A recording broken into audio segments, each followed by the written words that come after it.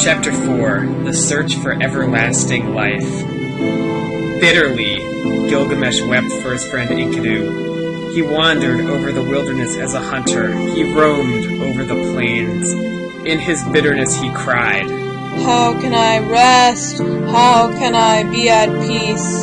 Despair is in my heart. What my brother is now, that shall I be when I am dead. Because I am afraid of death, I will go as best I can to find Utnapishtim, whom they call the Faraway, for he has entered the assembly of the gods." So Gilgamesh traveled over the wilderness. He wandered over the grasslands, a long journey, in search of Utnapishtim, whom the gods took after the deluge, and they set him to live in the land of Dilmun, in the garden of the sun, and to him alone of men they gave everlasting life. At night, when he came to the mountain passes, Gilgamesh prayed. "In these mountain passes long ago I saw lions. I was afraid, and I lifted my eyes to the moon. I prayed, and my prayers went up to the gods. So now, O moon god Sin, protect me." When he had prayed, he lay down to sleep, until he was woken from out of a dream. He saw the lions round him glorifying in life. Then he took his axe in his hand, he drew his sword from his belt, and he fell upon them like an arrow from the string, and struck and destroyed and scattered them. So at length Gilgamesh came to Meshu, the great mountains about which he had heard many things, which guard the rising and the setting sun. Its twin peaks are as high as the wall of heaven, and its paps reach down to the underworld. At its gate the scorpions stand guard, half man and half dragon. Their glory is terrifying, their stare strikes death into men, their shimmering halo sweeps the mountains that guard the rising sun. When Gilgamesh saw them, he shielded his eyes for the length of a moment only. Then he took courage and approached. When they saw him so undismayed, the man-scorpion called to his mate. "This one who comes to us now is flesh of the gods." The mate of the man-scorpion answered, "2/3 is God, but 1/3 is man." Then he called to the man Gilgamesh. He called to the child of the gods. "Why have you come so great a journey? For what have you traveled so far, crossing the dangerous waters? Tell me the reason for your coming." Gilgamesh answered, "For Enkidu, I loved him dearly. Together we endured all kinds of hardships. On his account I have come, for the common lot of man has taken him." That's death. "I have wept for him day and night. I would not give his body up for burial. I thought my friend would come back because of my weeping. Since he went, my life is nothing. That is why I have traveled here in search of Utnapishtim, my father, for men say he has entered the assembly of the gods and has found everlasting life. I have a desire to question him concerning the living and the dead." The man-scorpion opened his mouth and said, speaking to Gilgamesh, "No man born of woman has done what you have asked. No mortal man has gone into the mountain. The length of it is 12 leagues of darkness. In it there is no light, but the heart is oppressed with darkness. From the rising of the sun to the setting of the sun, there is no light." Gilgamesh said, "Although I should go in sorrow and in pain, with sighing and with weeping, still I must go. Open the gate of the mountain." And the man-scorpion said, "Go, Gilgamesh! I permit you to pass through the mountain of Meshu and through the high ranges. May your feet carry you safely home. The gate of the mountain is open." Here, note the archetype of the darkness and the light, and also the fact that Gilgamesh is crossing into the land of the supernatural. He's crossing the threshold in Joseph Campbell terms. When Gilgamesh heard this, he did as the man-scorpion had said. He followed the sun's road to his rising, through the mountain. When he had gone 1 league, the darkness became thick around him, for there was no light. He could see nothing ahead and nothing behind him. After 2 leagues, the darkness was thick, and there was no light. He could see nothing ahead and nothing behind him. After 3 leagues, the darkness was thick, and there was no light. He could see nothing ahead and nothing behind him. After 4 leagues, the darkness was still thick, and there was no light. He could see nothing ahead and nothing behind him. At the end of 5 leagues, the darkness was thick, and there was no light. He could see nothing ahead and nothing behind him. At the end of 6 leagues, the darkness was thick, and there was no light. He could see nothing ahead and nothing behind him. When he had gone 7 leagues, the darkness was thick, and there was no light. He could see nothing ahead and nothing behind him. When he had gone 8 leagues, Gilgamesh gave a great cry. For the darkness was thick, and he could see nothing ahead and nothing behind him. After 9 leagues, he felt the north wind on his face, but the darkness was thick, and there was no light. He could see nothing ahead and nothing behind him. After 10 leagues, the end was near. After 11 leagues, the dawn light appeared. At the end of 12 leagues, the sun streamed out. Why all this repetition, you may be thinking to yourself. There are several reasons. 1, it reinforces the persistence of the darkness. Another reason is that as stories were told orally, the repetition is helpful for the bard who would tell the story. It helps them remember the story. There was the garden of the gods. All round him stood bushes bearing gems. Seeing it, he went down at once, for there was the fruit of carnelian with the vine hanging from it, beautiful to look at. Lapis lazuli leaves hung thick with fruit, sweet to see. Thorns and thistles, there were hematite and rare stones, agate and pearls from out of the sea. While Gilgamesh walked in the garden by the edge of the sea, Shamash saw him, and he saw that he was dressed in the skins of animals and ate their flesh. He was distressed, and he spoke and said, No mortal has gone this way before, nor will, as long as the winds drive over the sea. And to Gilgamesh he said, You will never find the life for which you are looking.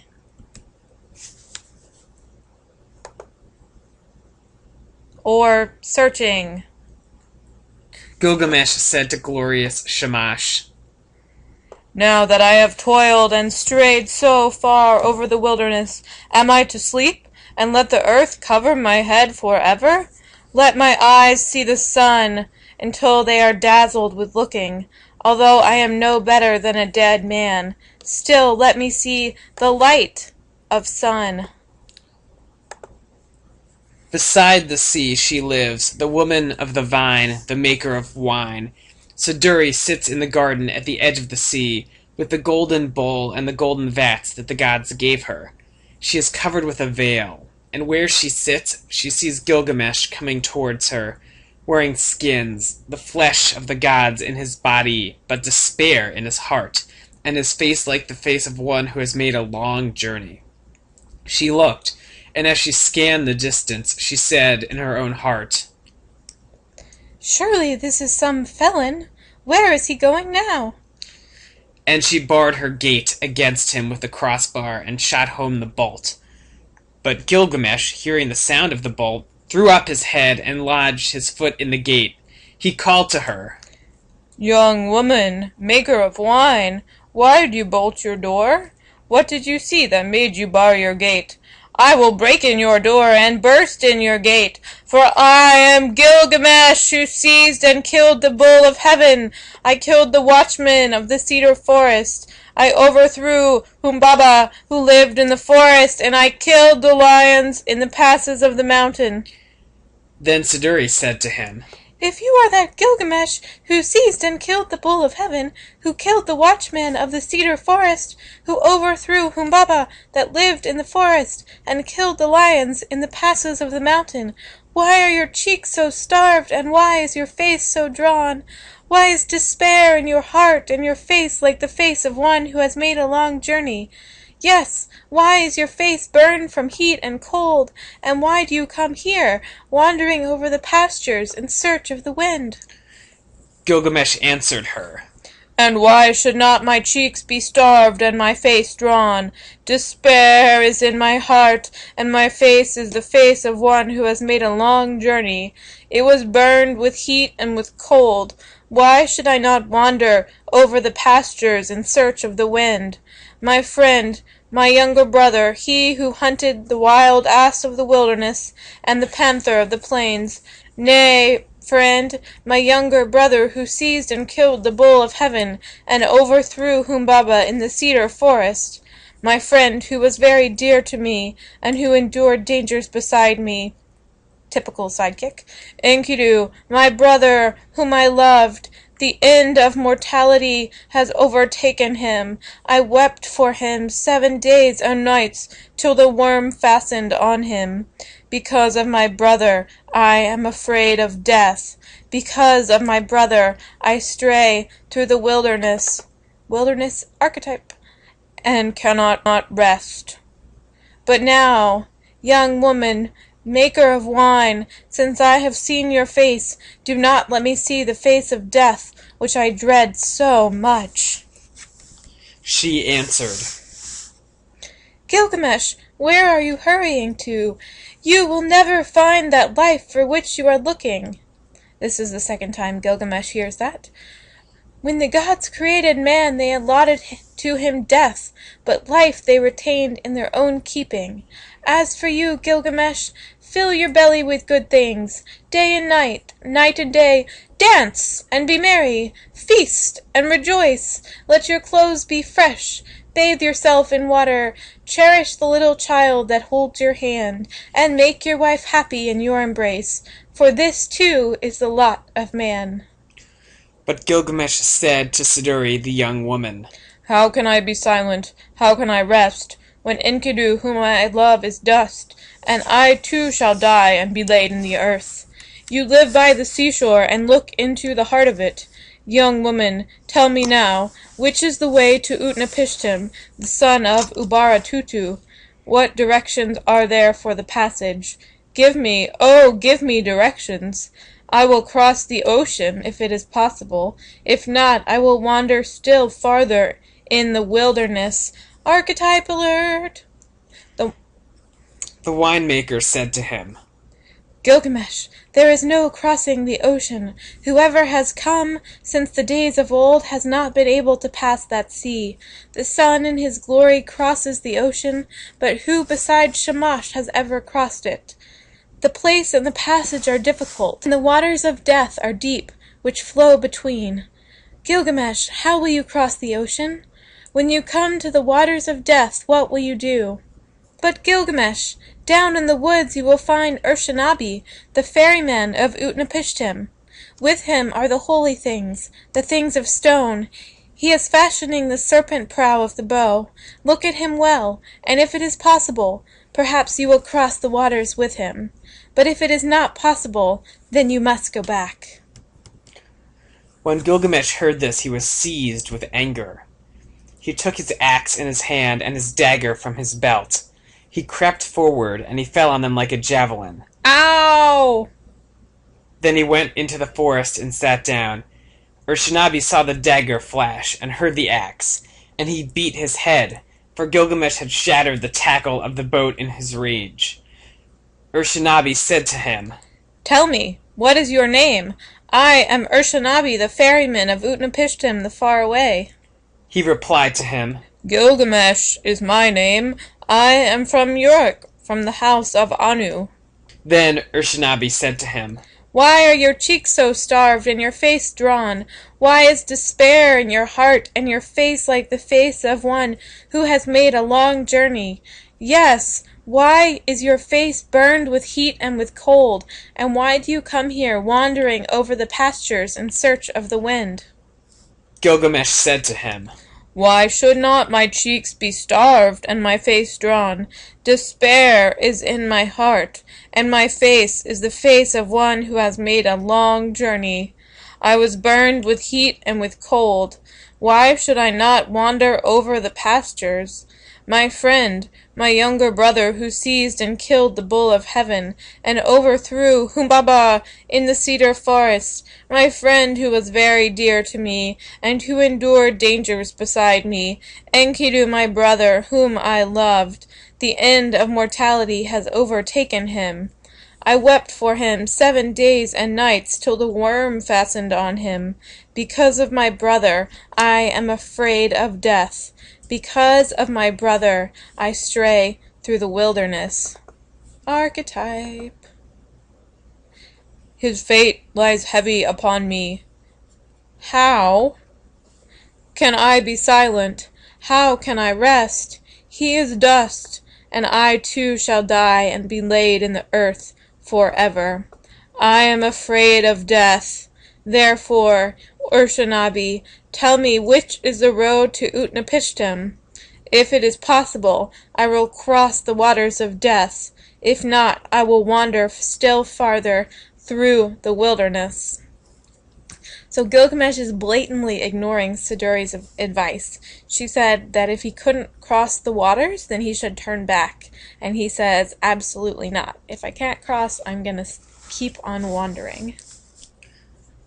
Urshanabi said to him, Gilgamesh, your own hands have prevented you from crossing the ocean. When you destroyed the tackle of the boat, you destroyed its safety. Then the two of them talked it over, and Gilgamesh said, Why are you so angry with me, Urshanabi? For you yourself cross the sea by day and night. At all seasons you cross it. Gilgamesh, those things you destroyed, their property is to carry me over the water, to prevent the waters of death from touching me. It was for this reason that I preserved them, but you have destroyed them, and the Urnu snakes with them. But now, go into the forest, Gilgamesh. With your axe cut poles 120.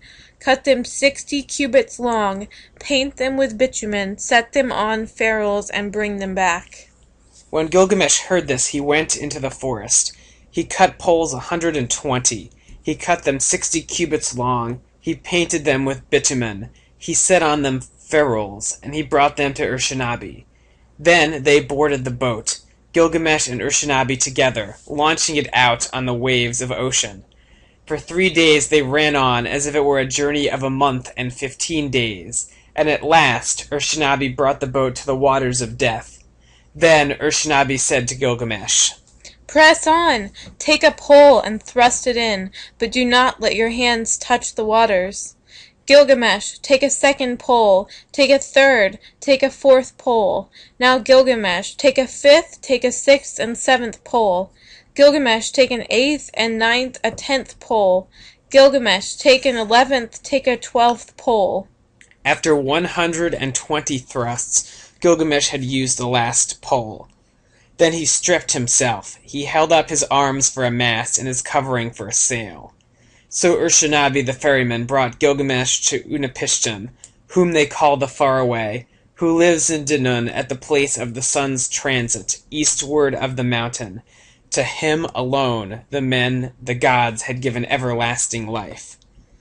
Now Utnapishtim, where he lay at ease, looked into the distance, and he said in his heart, musing to himself, Why does the boat sail here without tackle and mast? Why are the sacred stones destroyed, and why does the master not sail the boat? That man who comes is none of mine. Where I look I see a man whose body is covered with the skins of beasts. Who is this who walks up the shore behind Urshanabi? For surely he is no man of mine. So Utnapishtim looked at him and said, What is your name, you who come here wearing the skins of beasts, with your cheeks starved and your face drawn? Where are you hurrying to now? For what reason have you made this great journey, crossing the seas whose passage is difficult? Tell me the reason for your coming. He replied, Gilgamesh is my name. I am from Uruk, from the house of Anu. Then Utnapishtim said to him, If you are Gilgamesh, why are your cheeks so starved and your face drawn? Why is despair in your heart and your face like the face of one who has made a long journey? Yes, why is your face burned with heat and cold? And why do you come here, wandering over the wilderness in search of the wind? Gilgamesh said to him, Why should not my cheeks be starved and my face drawn? Despair is in my heart, and my face is the face of one who has made a long journey. It was burned with heat and with cold. Why should I not wander over the pastures? My friend, my younger brother who seized and killed the bull of heaven, and overthrew Humbaba in the cedar forest, my friend who was very dear to me, and endured dangers beside me, Enkidu, my brother whom I loved, the end of mortality has overtaken him. I wept for him 7 days and nights till the worm fastened on him. Because of my brother I am afraid of death. Because of my brother I stray through the wilderness. His fate lies heavy upon me. How can I be silent? How can I rest? He is dust, and I shall die also, and be laid in the earth forever. Again Gilgamesh said, speaking to Utnapishtim, It is to see Utnapishtim, who we call the Faraway, that I have come on this journey. For this I have wandered over the world. I have crossed many difficult ranges. I have crossed the seas. I have wearied myself with traveling. My joints are aching, and I have lost acquaintance with sleep which is sweet. My clothes were worn out before I came to the house of Siduri. I have killed the bear and the hyena, the lion and the panther, the tiger, the stag, and the ibex, all sorts of wild game, and the small creatures of the pastures. I ate their flesh, and I wore their skins, and that was how I came to the gate of the young woman, the maker of wine, who barred her gate of pitch and bitumen against me. But from her I had news of the journey. So then I came to Urshanabi the ferryman, and with him I crossed over the waters of death. O Father Utnapishtim, you who have entered the assembly of the gods, I wish to question you concerning the living and the dead. How shall I find the life for which I am searching? Utnapishtim said, There is no permanence. Do we build a house to stand forever? Or do we seal a contract to hold for all time? Do brothers divide an inheritance to keep forever? Does the flood time of rivers endure? It is only the nymph of the dragonfly who sheds her larva and sees the sun in his glory. From the days of old there is no permanence. The sleeping and the dead, how alike they are! They are like a painted death. What is there between the master and the servant, when both have fulfilled their doom? When the Anunnaki, the judges, come together, and Mamitan, the mother of destinies, together they decree the fates of men. Life and death they allot, but the day of death they do not disclose. Then Gilgamesh said to Utnapishtim the Faraway, I look at you now, Utnapishtim, and your appearance is no different from mine. There is nothing strange in your features. I thought I should find you like a hero, prepared for battle, but you are here taking your ease on your back. Tell me, truly, how was it that you came to enter the company of the gods, and to possess everlasting life? Utnapishtim said to Gilgamesh, I will reveal to you a mystery. I will tell you a secret of the gods.